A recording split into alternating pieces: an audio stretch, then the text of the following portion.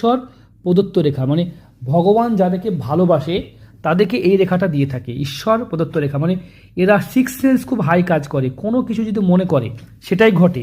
এরকম রেখা দেখা যায় যাদের একদম সিক্স সেন্স ভীষণ হাই কাজ করে, তারা কিন্তু এরকম একটা দেখতে পায়, মানে তারা ভবিষ্যৎকে দেখতে পায়, যা ভাববে তাই ঘটে যাবে, মানে জীবনে যেটা ভাবে সেটাই হয়ে যায়।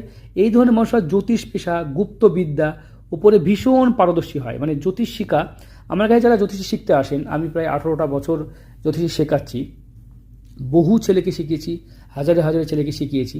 প্রত্যেকের হাতে আমরা কিন্তু দেখার চেষ্টা করি এই রেখাটা আছে কিনা। যাদের হাতে দেখেছি এই রেখাটা আছে তারা কিন্তু খুব ভালো স্টুডেন্ট হতে পারে, অনেকেই এর বাইরেও শিখতে পারে, কিন্তু এদের হাতে, যাদের হাতে থাকে তারা কিন্তু জ্যোতিষী শিখতে পারে।